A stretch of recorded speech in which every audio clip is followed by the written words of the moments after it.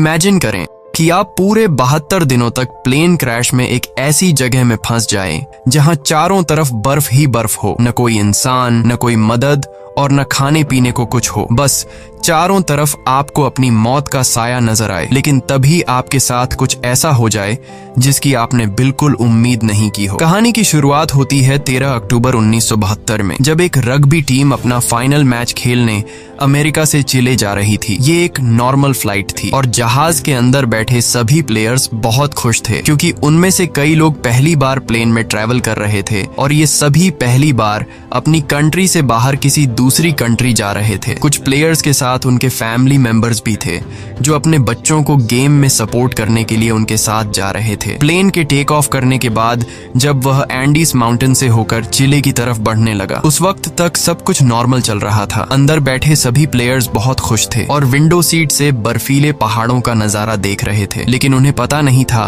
कि कुछ मिनट बाद उनके साथ कुछ ऐसा होने वाला है जिसके बारे में सोचने से भी डर लगता है। कुछ देर बाद अचानक मौसम खराब हो जाता है। एक बहुत ही तेज बर्फ का तूफान आ जाता है जिससे जहाज तेजी से झटके खाने लगता है। झटके लगने की वजह से सभी पैसेंजर्स घबरा जाते हैं, लेकिन अंदर बैठा एक पैसेंजर बताता है कि जब कोई प्लेन पहाड़ों के ऊपर से गुजरता है तो प्लेन में टर्ब्यूलेंस होता है, यानी ये कोई खतरे की बात नहीं है, जल्द ही सब कुछ नॉर्मल हो जाएगा। लेकिन जैसे जैसे ये प्लेन आगे बढ़ रहा था, इसका टर्ब्यूलेंस भी बढ़ता जा रहा था। जहाज अब और तेजी से झटके खाने लगा। प्लेन के अंदर मौजूद सारा सामान इधर उधर गिरने लगा। ये देखकर लोगों के बीच हलचल मच गई। पायलट्स जहाज को संभालने की कोशिश कर रहे थे, मगर अब जहाज कंट्रोल से बाहर हो गया था। इससे पहले कि पायलट्स कुछ कर पाते, सामने एक पहाड़ आता है और ये जहाज सामने के पहाड़ से जा टकराता है और दो हिस्सों में अलग हो जाता है। एक प्लेयर तो जहाज के टकराते ही प्लेन के पिछले पार्ट के साथ ही उड़ जाता है और हवा में गायब हो जाता है, जबकि प्लेन का आगे का हिस्सा तेजी से रगड़ते हुए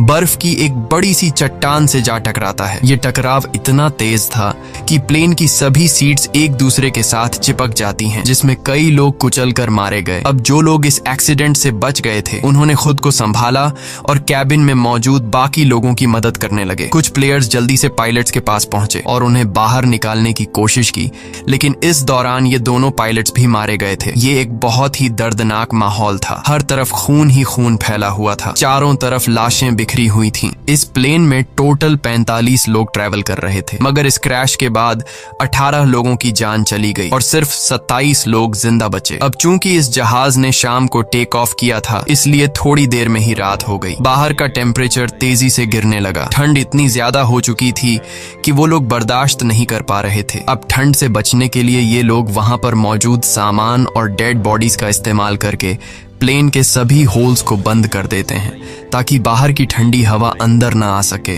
और ये सभी लोग ठंड से बचने के लिए एक दूसरे के साथ चिपक कर बैठ गए। इन सभी की हालत काफी खराब थी। ये अभी भी काफी गहरे सदमे में थे, क्योंकि उन्हें समझ आ चुका था कि ये लोग अब नहीं बच पाएंगे। खैर, जैसे तैसे करके इन लोगों ने रात गुजारी। जब सुबह धूप निकली तो उन्होंने देखा कि 4-5 और लोग ठंड की वजह से मर गए हैं। लेकिन अच्छी बात ये थी कि अब तूफान रुक चुका था। बाहर का मौसम नॉर्मल हो चुका था। जब ये लोग प्लेन से बाहर आए तो उन्हें दूर दूर तक चारों तरफ सफेद बर्फ के अलावा और कुछ भी नहीं दिखाई दिया। अब इन लोगों को जल्द से जल्द इस जगह से निकलना होगा, क्योंकि ये लोग यहाँ ज्यादा दिन तक जिंदा नहीं रह पाएंगे। इनके आसपास न तो कोई घर था, न ही कोई जानवर और न ही कोई पेड़ पौधे जिनसे ये लोग सरवाइव कर सकें। अब सबसे पहले इन लोगों ने प्लेन की सीट्स को बाहर निकाला ताकि प्लेन के अंदर सभी के सोने की जगह बन सके। उसके बाद उन्होंने घायल लोगों को धूप में लिटाया ताकि उनकी बॉडी गर्म हो सके, और ये लोग पानी पीने के लिए बर्फ को पिघलाकर एक एक बूंद करके पानी जमा करने लगे। उसके बाद उन्होंने सभी लोगों का सामान इकट्ठा किया। कोई काम की चीज मिलने पर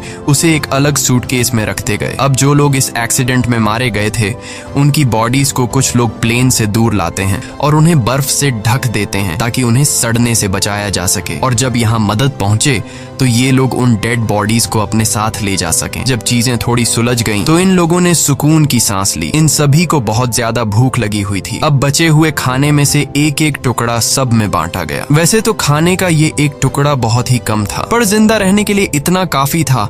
हालांकि सब जानते थे कि यह खाना उन्हें तब तक चलाना होगा जब तक उनके पास कोई मदद न पहुंचे। सबको लगा कि अब तक गवर्नमेंट को पता चल चुका होगा कि उनका प्लेन क्रैश हो चुका है और जल्द ही इन लोगों को रेस्क्यू कर दिया जाएगा। इसीलिए वे सब एक साथ बैठकर मदद का इंतजार करने लगे। असल में जिस जगह उनका प्लेन क्रैश हुआ था वह दरअसल एक वैली थी जिसके चारों तरफ ऊंचे पहाड़ थे, जिस वजह से यहाँ से निकलना इतना आसान नहीं था। अभी ये बातें चल ही रही होती हैं कि तभी ऊपर से प्लेन गुजरता है। प्लेन को देखकर ये सभी जोर जोर से चिल्लाकर अपनी मौजूदगी जाहिर करते हैं, लेकिन इसका कोई फायदा नहीं होता क्योंकि वो प्लेन काफी ऊंचाई पर था, जिससे वो नीचे मौजूद फंसे हुए लोगों को देख नहीं पाता और प्लेन उनकी नजरों के सामने से होते हुए गायब हो जाता है। कुछ घंटे बाद रात हो गई। ये सभी एक्स्ट्रा कपड़े पहनकर प्लेन के अंदर छिप गए और अंदर मौजूद लगेज का इस्तेमाल करके प्लेन के सभी होल्स को बंद कर देते हैं। इस तरह से ये रात भी गुजर गई और अगली सुबह नांदो नाम के एक आदमी को होश आया जो प्लेन क्रैश के बाद से ही बेहोश पड़ा था। नांदो की हालत इतनी खराब थी कि वो अपने पैरों पर खड़ा नहीं हो पा रहा था, लेकिन इसके बावजूद वो अपनी बहन के पास गया और उसे गले से लगा लिया। जब नांदो ने अपने पेरेंट्स के बारे में पूछा तो उसे बताया गया कि उसके मॉम डैड मर चुके हैं। ये सुनकर उसे काफी दुख हुआ। उधर बाकी लोगों ने दोबारा से बर्फ पिघलाई और थोड़ा पानी इकट्ठा किया और उसे पीकर गुजारा करने लगे। उन्होंने जमीन पर एक्स का साइन भी बनाया ताकि ऊपर से गुजरने वाले जहाज को नजर आ सके। कुछ देर बाद एक और प्लेन उनके ऊपर से गुजरा, जिसे देखकर ये लोग बहुत खुश हो जाते हैं और इन लोगों ने शीशे चमकाकर उसका ध्यान खुद की तरफ खींचने की कोशिश की, लेकिन ये प्लेन भी उन्हें इग्नोर करके चला गया। ये लोग खुश थे क्योंकि उन्हें लग रहा था कि शायद उस प्लेन ने हमें देख लिया है और अब बहुत जल्द उनके पास मदद पहुंच जाएगी। लेकिन इस तरह से एक रात और गुजर गई पर कोई उन्हें बचाने नहीं आया। अब उन्हें समझ आ जाता है कि यहाँ हमें कोई भी बचाने नहीं आएगा, इसलिए ये लोग सोचते हैं कि हम सब इस बंद इलाके में अपनी जान कैसे बचा सकते हैं। तभी उन्हें ख्याल आया कि प्लेन के पिछले हिस्से में कुछ बैटरीज पड़ी थीं और अगर हम इन बैटरीज को यहाँ ले आए तो बैटरी की मदद से हम प्लेन के रेडियो को चला सकते हैं और बाहर की दुनिया से कांटेक्ट कर पाएंगे। अब सभी को ये आइडिया पसंद तो आया, लेकिन इस काम को अंजाम देना इतना आसान नहीं था जैसा वो सोच रहे थे, क्योंकि जहाज का पिछला हिस्सा जो क्रैश के दौरान टूटकर अलग हो गया था, पता नहीं वो हिस्सा अब कहाँ होगा। खैर, उन्होंने प्लेन के पिछले हिस्से को ढूंढने का फैसला किया। इसके बाद उन्होंने लेदर और कांच का इस्तेमाल करके कुछ गॉगल्स बनाए ताकि ये गॉगल्स तेज बर्फीले तूफान में उनकी आंखों का प्रोटेक्शन कर सके। और ग्रुप के 4 लोग उन बैटरीज को लाने चले गए, लेकिन थोड़ी दूर जाने के बाद जब उन्होंने पीछे मुड़कर देखा तो उन्हें उनका जहाज कहीं भी दिखाई नहीं दिया और अब उन्हें एहसास हुआ कि इतने सारे बर्फ के बीच किसी को भी उनका प्लेन नहीं दिखेगा और शायद इसीलिए अभी तक कोई उन्हें बचाने नहीं आया। अब ये लोग आगे बढ़ने की कोशिश करते हैं कि तभी वहां मौजूद बर्फ खिसकने लगी। ये देखकर ये लोग डर जाते हैं और वापस अपने जहाज की तरफ आ जाते हैं। इस तरह से इन लोगों को यहाँ फंसे हुए 6 दिन गुजर जाते हैं और 1 हफ्ते बाद प्लेन में मौजूद सारा खाना खत्म हो गया। अब ये इलाका बर्फ से ढका हुआ था और आसपास न तो कोई जानवर था और न ही कोई पेड़ पौधे। इसीलिए अब उन्हें अपना पेट भरने के लिए कुछ न कुछ तो करना होगा। खाने के लिए कुछ भी न मिलने पर वो लोग पत्थरों पर जमी हुई मॉस खाने लगे, जिसका टेस्ट बहुत ही गंदा था, पर मजबूरी में उन्हें खाना पड़ा। यहाँ नांदो ने कहा कि अगर उसे मरे हुए लोगों की बॉडीज भी खानी पड़े तो वो खुद को जिंदा रखने के लिए ये भी करेगा। ये सुनकर सभी लोग सोच में पड़ गए। जल्द ही इन सभी के बीच बहस होने लगी कि उन्हें मरे हुए लोगों को खा लेना चाहिए या फिर भूख से मर जाना चाहिए। कुछ लोगों का कहना था कि ऐसा करना ठीक नहीं, ऐसा करने पर हमें ऊपर वाला माफ नहीं करेगा। जिसके बाद उन्होंने अपने पेट पर पत्थर रखकर गुजारा किया। ऐसे ही वक्त गुजरता गया और वक्त के साथ साथ उनकी भूख भी बढ़ती गई। हाल ये था कि ये सभी अपने जूतों की लेस और सिगरेट तक खाने पर मजबूर हो गए, लेकिन कई दिनों से भूखे रहने के बाद उन चीजों से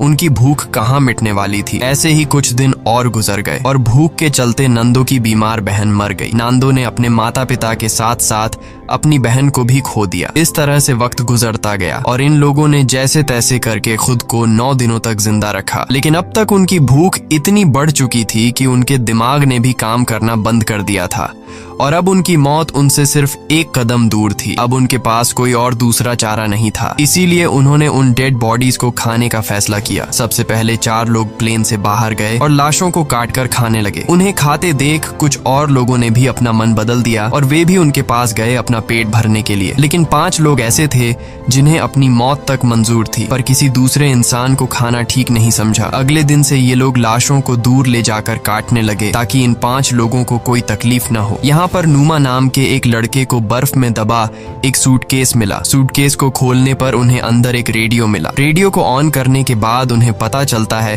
कि इसमें सिग्नल नहीं है, जिसके लिए इन लोगों ने चीजों को जोड़कर एक एंटेना बनाया और इस रेडियो पर उन्होंने एक न्यूज सुनी जिसमें बताया जा रहा था कि सरकार ने इनके खोज में कई रेस्क्यू ऑपरेशंस चलाए थे और 66 के करीब हवाई जहाजों को उनकी तलाश में भेजा था। लेकिन इतनी कोशिशों के बावजूद जब इन लोगों का कोई अता पता नहीं चल सका तो सरकार ने उन्हें मरा हुआ डिक्लेयर कर दिया। इसीलिए अब गवर्नमेंट ने इन लोगों को ढूंढना बंद कर दिया है। ये खबर सुनकर ग्रुप के सभी लोगों की हिम्मत टूट गई और उनके जिंदा बचने की सारी उम्मीदें मिट्टी में मिल गईं। अब उन बचे हुए 5 लोगों में से जिन्होंने डेड बॉडीज को खाने से इनकार कर दिया था, उनमें से 4 लोगों ने भी मांस खा लिया, क्योंकि वे जान चुके थे कि यहाँ उनकी कोई मदद करने नहीं आएगा और अब उन्हें खुद कुछ करना होगा यहाँ से निकलने के लिए। यहाँ ग्रुप के 3 लोगों ने दोबारा से जहाज के पिछले हिस्से को ढूंढकर उसमें लगी बैटरीज को लाने का फैसला किया ताकि वे उसका इस्तेमाल करके बाहरी दुनिया से कांटेक्ट बना सकें और उन्हें बता सके कि हम अभी भी जिंदा हैं। इसके बाद 3 लोग प्लेन के पिछले हिस्से को ढूंढने निकल पड़े और कई घंटों तक चलने के बाद उन्हें प्लेन के कुछ टुकड़े मिले जिन्हें ये लोग उठा लेते हैं और साथ ही उस खिलाड़ी की लाश भी मिली जो क्रैश के वक्त उनसे बिछड़ गया था। उन्होंने उसकी लाश को दफना दिया और अपना सफर जारी रखा, क्योंकि अब उन्हें भी अंदाजा हो चुका था कि प्लेन का पिछला हिस्सा यहाँ आसपास ही होगा। घंटों की चढ़ाई के बाद ये सभी काफी थक चुके थे और इन बर्फीली हवाओं के चलते उनका सांस लेना भी मुश्किल हो रहा था। जल्द ही रात हो गई और इन लोगों ने एक चट्टान की आड़ में छिपकर रात गुजारने का फैसला किया। अगली सुबह जब उनकी आंख खुली तो ये सभी बर्फ से ढके हुए थे और इन तीनों की हालत काफी खराब थी। ठंड इतनी ज्यादा थी कि उनमें से एक की तो आंखें तक जम चुकी थीं और बाकी दोनों अपने पैरों पर खड़े होने लायक भी नहीं थे। अब उनमें आगे बढ़ने की ताकत तो बिल्कुल नहीं थी, इसीलिए ये सभी प्लेन के बाहर की लोहे की शील्ड पर बैठकर पहाड़ से नीचे उतर आए। इन लोगों को खाली हाथ देखकर पूरे ग्रुप में उदासी छा गई और उस आखिरी बचे आदमी ने भी इंसानी मांस खा लिया और अपनी किस्मत को कोसता हुआ सो गया। ऐसे ही दिन गुजरते गए और इन लोगों ने जैसे तैसे करके खुद को 17 दिनों तक जिंदा रखा। लेकिन यहाँ बुरी बात ये थी कि पिछले 5 दिनों से बाहर का मौसम काफी खराब था। तूफान से बचने के लिए सभी प्लेन के अंदर बैठे होते हैं कि तभी एक बड़ा तूफान आता है और प्लेन को अंदर बर्फ से भर देता है। अंदर मौजूद कई लोग बर्फ के नीचे दब जाते हैं। अब जो लोग ऊपर रह गए थे वो इस हादसे से काफी घबरा गए, लेकिन फिर उन्होंने हिम्मत दिखाते हुए बर्फ को खोदकर अंदर दबे लोगों को बाहर निकाला। अब सभी लोग तो समय रहते बाहर आ गए, लेकिन एक लड़की बर्फ में काफी नीचे तक दब गई थी, जिसकी बर्फ में दम घुटने से मौत हो गई। ये लोग बहुत ज्यादा घबराए हुए थे और ये लोग इस हादसे से ठीक से संभल नहीं पाए थे कि तभी उन्हें बाहर से अजीब सी आवाजें सुनाई देने लगीं। जब ये लोग बाहर की तरफ देखते हैं तो उन्हें पता चलता है कि एक और तेज तूफान उनकी तरफ आ रहा है जो पहले से भी ज्यादा तेज है। एक और तूफान आता है और ये सभी दोबारा से बर्फ में दब जाते हैं। ये तूफान इतना तेज था कि पूरा का पूरा जहाज बर्फ से भर गया। कुछ लोगों की तो मौके पर ही मौत हो गई। अंदर फंसे लोगों के पास अब निकलने का कोई रास्ता नहीं था, जिसमें से एक साथी ने फटाफट जहाज की छत में एक छेद बनाया ताकि उन्हें ऑक्सीजन मिल सके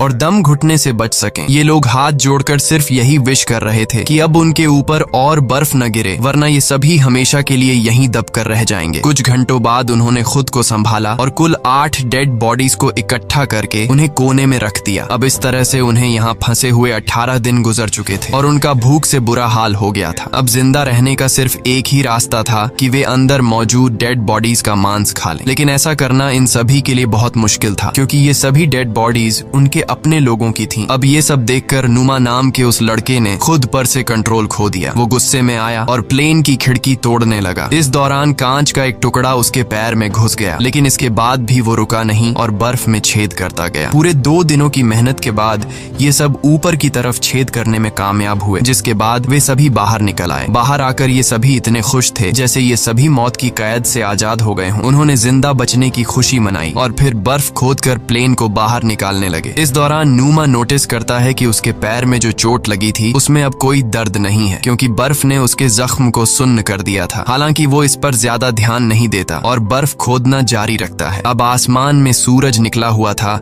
इसलिए उन्हें बर्फ खोदने में ज्यादा परेशानी नहीं हुई और कुछ घंटों में ही जहाज बाहर आ गया। अब धूप काफी अच्छी थी, इसलिए वे सभी प्लेन के पिछले हिस्से को ढूंढने की सोचने लगे, लेकिन उन्हें कोई आइडिया नहीं था कि वे इन बर्फीली रातों का सामना कैसे करेंगे। इसलिए उन्होंने थोड़ा और इंतजार करने का फैसला किया, क्योंकि गर्मियों का मौसम आने वाला था और इस दौरान इस चढ़ाई को पार करना थोड़ा आसान होगा। देखते ही देखते 34 दिन गुजर गए और अब मौसम पहले से थोड़ा बेहतर हो गया। अब जो लोग पहली बार प्लेन की तलाश में गए थे उनकी तबीयत अभी तक खराब थी और वे दोबारा से चढ़ाई करने की हालत में बिल्कुल नहीं थे। कुछ घंटों बाद उन्हें पता चलता है कि उनका एक और साथी भूख के चलते मर गया है। ये देखकर ये लोग बहुत ज्यादा मायूस हो जाते हैं और उसे बर्फ में दफना देते हैं। ऐसे ही 2 दिन और गुजर गए और 36वें दिन उन्होंने फैसला किया कि अगर उन्हें अपनी जान बचानी है तो जहाज के बैक साइड से बैटरीज लाकर बाहरी दुनिया को इन्फॉर्म करना होगा, वरना हम एक एक करके सब मर जाएंगे। जिसके बाद ग्रुप के 4 लोगों ने ऊपर चढ़ाई करने का फैसला किया और उन 4 लोगों के नाम थे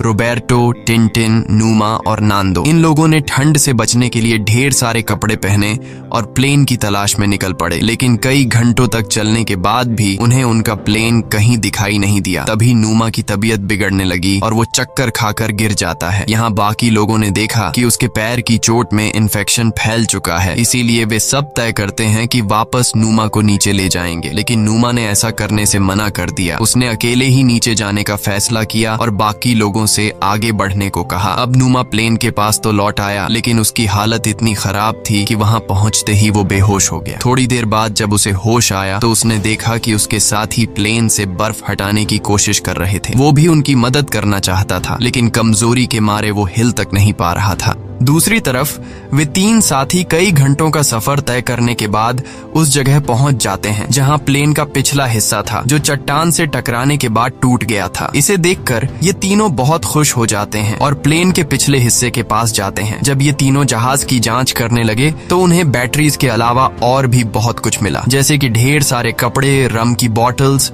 और कई सारे सिगरेट के पैकेट्स। ये लोग सामान लेकर वापस अपने प्लेन के पास आते हैं, जहां उन्होंने बैटरी को प्लेन के रेडियो में डाला और बाहरी दुनिया से कांटेक्ट बनाने की कोशिश की, लेकिन बदकिस्मती से रेडियो खराब हो चुका था और इस तरह से उनकी आखिरी उम्मीद भी मिट्टी में मिल जाती है। उधर नोमा की तबीयत भी बिगड़ती जा रही थी और अब उसका इन्फेक्शन पूरी बॉडी में फैल चुका था। प्लेन से मिला खाना भी अब खत्म हो गया था, इसलिए ये सभी दोबारा से ह्यूमन मीट खाने लगे। नोमा ने खाना पीना बंद कर दिया ताकि बाकी लोगों के लिए ज्यादा खाना बचे, क्योंकि वह जान चुका था कि अब उसकी जान नहीं बचेगी। अब ग्रुप के कुछ लोग एक बार फिर प्लेन के पिछले हिस्से तक गए, इस उम्मीद में कि उन्हें कुछ काम लायक मिल सके। इस बार उनकी किस्मत ने साथ दिया और उन्हें एक वाटरप्रूफ कपड़ा मिला, जिससे जोड़कर उन्होंने एक स्लीपिंग बैग बनाया। इसके बाद उन्होंने रेडियो पर खबर सुनी कि प्लेन क्रैश को 58 दिनों के गुजर जाने के बाद अब सरकार उन्हें ढूंढने के लिए एक आखिरी मिशन चलाएगी। ये खबर सुनकर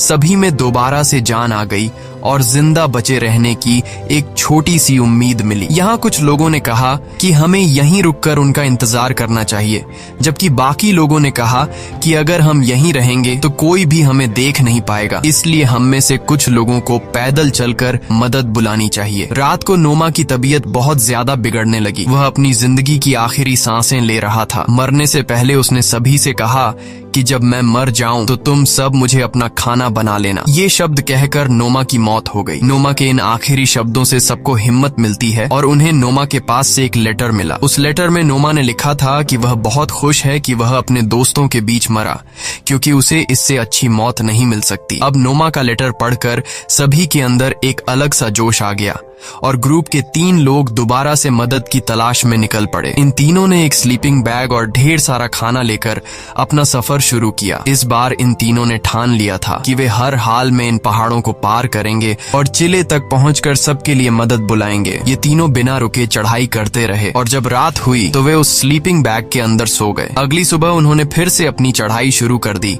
और पहाड़ की चोटी तक पहुंच गए, लेकिन ऊपर का नजारा देखकर मानो उनकी हिम्मत टूट गई। उनके सामने पहाड़ ही पहाड़ थे और इसका मतलब था कि उन्हें अभी काफी लंबा रास्ता तय करना था। उनके मन में ख्याल आया कि वे सभी वापस लौट जाएं, क्योंकि इस सफर को पूरा करने के लिए उनके पास 3 लोगों का खाना नहीं था। यहाँ टिन ने अपना खाना इन दोनों को दे दिया और खुद वापस लौट गया ताकि ये दोनों इस सफर को आसानी से पूरा कर सकें। हालांकि ये सफर काफी लंबा और चैलेंज से भरा हुआ था, लेकिन फिर भी इन दोनों ने हार नहीं मानी और आगे बढ़ते रहे। और आखिरकार 10 दिनों तक लगातार चलने के बाद इन दोनों की मेहनत रंग लाई। वे एक ऐसे इलाके में पहुंचे जहां ऊपर के मुकाबले बर्फ काफी कम थी। इन दोनों को एक साफ पानी की नदी भी मिली, जहां रुककर उन्होंने ढेर सारा पानी पिया। तभी कुछ ऐसा हुआ जिसकी किसी ने उम्मीद नहीं की थी। उन्हें घोड़े पर सवार एक आदमी दिखा जो नदी के उस पार खड़ा था। पहले तो इन दोनों को उस आदमी को देखकर अपनी आंखों पर यकीन नहीं हुआ। वे समझ रहे थे कि जैसे वे सपना देख रहे हैं, पर जल्द ही उन्हें एहसास हुआ